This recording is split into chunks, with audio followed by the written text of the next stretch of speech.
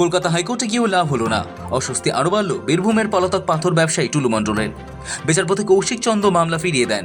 গ্রেপ্তারি পরোয়ানাকে চ্যালেঞ্জ করে ফের হাইকোর্টে দ্বারস্থ হয়েছিলেন বীরভূমের পাথর ব্যবসায়ী, কিন্তু মামলা ফিরিয়ে দিয়েছে বিচারপতি। জানিয়েছেন একই ব্যক্তি হাইকোর্টের অন্য বেঞ্চে মামলা করেছেন। সব আবেদনের শুনানি একই বেঞ্চে হওয়া উচিত। টুলুর মামলা আপাতত বিচারপতি সৌগত ভট্টাচার্যের বেঞ্চে পাঠিয়ে দেওয়া হয়েছে।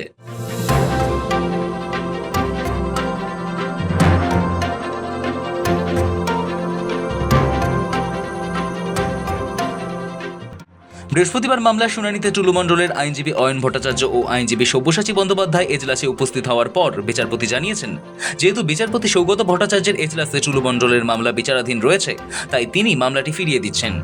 ইতিমধ্যেই টুলুর বিরুদ্ধে গ্রেপ্তারি পরোয়ানা জারি হয়েছে, যার ফলে যে কোনো মুহূর্তে পুলিশ বা তদন্তকারী সংস্থার হাতে গ্রেপ্তার হতে পারেন তিনি।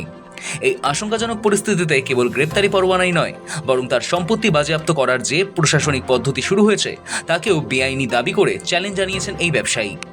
কিন্তু আপাতত আদালত তাকে স্বস্তি দিল না। তাৎপর্যপূর্ণ বিষয় হলো, খাতায় কলমে পাথর সম্রাট হিসেবে পরিচিত টুলু মণ্ডল এখনও সম্পূর্ণ বেপাত্তা। তিনি ঠিক কোথায় আত্মগোপন করে রয়েছে সে ব্যাপারে এখনো পর্যন্ত সুনির্দিষ্ট কোনো হদিশ পাননি তদন্তকারীরা। এই পরিস্থিতিতে বৃহস্পতিবার সকালেই বীরভূমের শিউড়ির সুভাষপল্লী এলাকায় টুলুর বাসভবনে গিয়ে আদালতের নোটিশ সেটে দিয়ে আসে স্থানীয় প্রশাসন।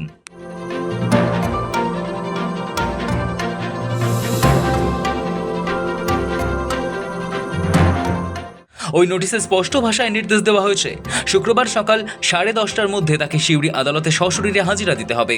শুধু তাই নয়, পরিস্থিতি জটিল করে গ্রেপ্তারির পরোয়ানা জারির পর আন্তর্জাতিক পুলিশ সংস্থা ইন্টারপোলের মাধ্যমে টুলুর বিরুদ্ধে রেড কর্নার নোটিশও জারি করা হয়েছে। এই পরিস্থিতিতে হাইকোর্টে দ্বারস্থ হয়েছিলেন টুলু মণ্ডল, কিন্তু সেখান থেকে রক্ষা কবচ জোগাড় করতে পারলেন না টুলু। সম্পত্তি বাজেয়াপ্তের ক্ষেত্রেও এখনই কোনো স্বস্তি পেলেন না। হাইকোর্টের মামলা ফিরিয়ে দেওয়ায় টুলুর ওপর চাপ আরও বাড়ল নিঃসন্দেহে। এই পরিস্থিতিতে তিনি কি করবেন, আদালতের নির্দেশ মেনে শুক্রবার আদৌ হাজিরা দেবেন কিনা তা নিয়ে কৌতূহল রয়েছে।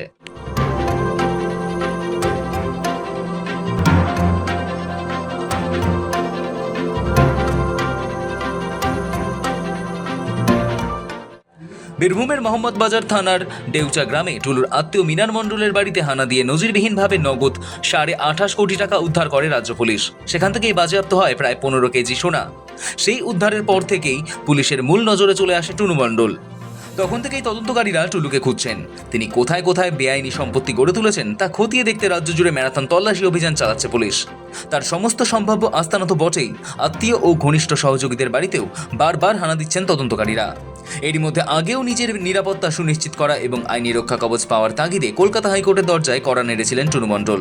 তবে তার নতুন আবেদন গ্রাহ্য হলো না। বেজায় অস্বস্তিতে পড়লেন টুলু। তবে কি এবার সুপ্রিম কোর্টে যাবেন বীরভূমের পাথর সম্রাট? চর্চা তুঙ্গে। শৌভিক চ্যানেলের রিপোর্ট, সময় কলকাতা।